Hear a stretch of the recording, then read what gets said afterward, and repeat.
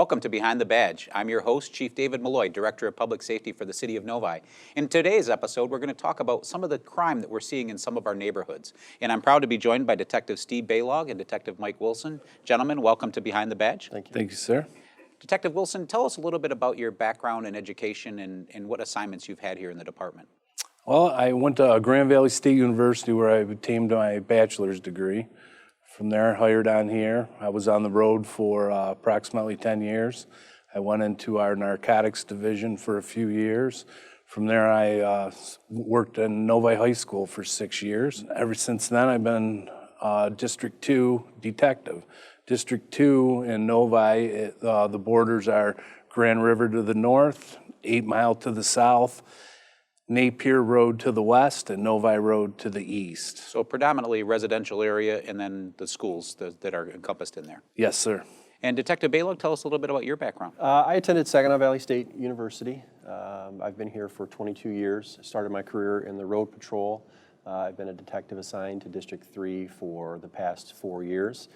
District 3 encompasses Novi Road down to 8 Mile, and then all the way up to the Grand River corridor, 96 corridor. Excellent, excellent. And what are you seeing in terms of what's happening in District 2? Because both of you have predominantly residential areas. You have some commercial, some retail. But what are you seeing, Mike, in terms of some of the patterns that we'd like the viewing audience to be aware of? Right now, I just received a complaint today, actually. It seems people are targeting the elderly or foreign people with phone calls saying that the IRS, they need them to go to a store, obtain some sort of a gift card, and then pay the money to them by giving them the gift card numbers on the back of the card. This has been a common theme. It seems to pick up around the summertime for some reason. And we're asking people, no one will call you on the phone. You're gonna get a letter from the IRS. You're not gonna get a phone call. The other one is that their grandson or grandchild or a relative's in jail and they need to bond them out. They're calling from out of state. They're gonna ask for Google cards, Green Dot, any kind of gift cards, and they ask them to give them the numbers on the back of the cards. And once that's done, it's very hard to track and very hard to find a suspect. And I think it's important. The IRS is never going to call you. Law enforcement's never going to call you and ask you for any type of debit card or credit card to bond someone out. And those are things, and I know we've had tens of thousands of dollars of loss by some of our residents. So the best advice, I think, is never to give that information out over the phone. Never give any personal identification out over the phone. None. No payments of any sort.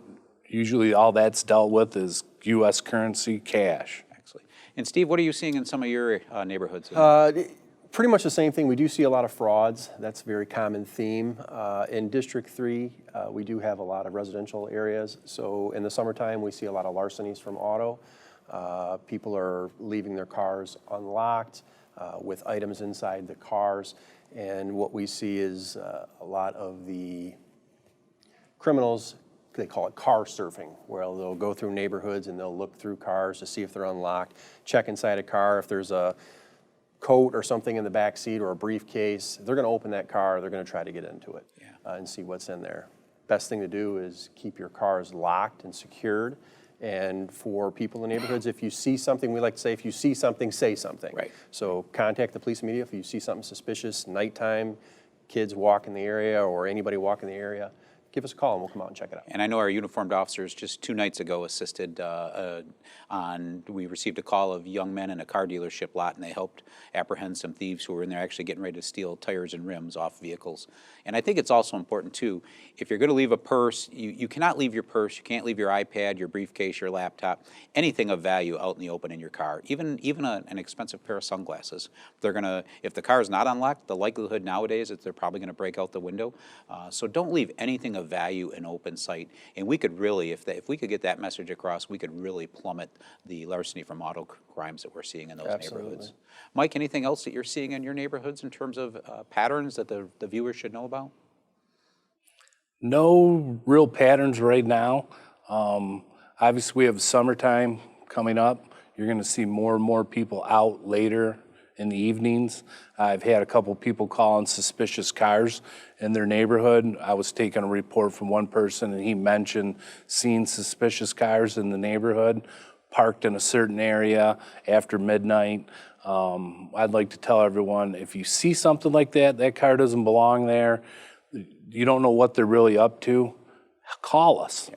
Just call the police department. Our response times are very good. Novi will be there within 5 minutes or less, and let us check that out. We don't know if those people parked their car there, they're walking on foot, they're breaking into other cars in the neighborhood, probably up to no good, so please give us a call. Yeah. And you can even call 911 on that. Mm-hmm. That That's great advice. Suspicious vehicle, suspicious people. Great advice. And Steve, how about you with We see a lot of credit card frauds, and what's happening is people's cards are being cloned, which means that somehow somebody's getting your credit card information and they're making a duplicate credit card to use.